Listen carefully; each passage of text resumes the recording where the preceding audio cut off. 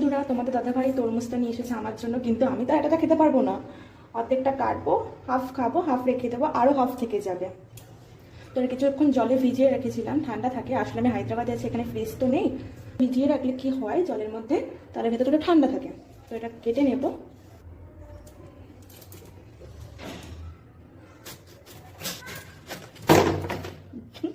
বাবা, আমি তো ভয়ই পেয়ে গেছি।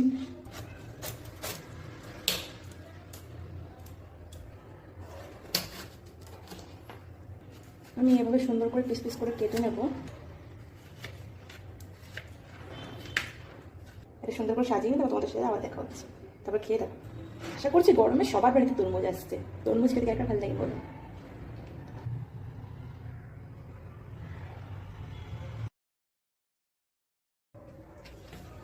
দাঁড়াও, খেয়ে বলি কেমন হয়েছে।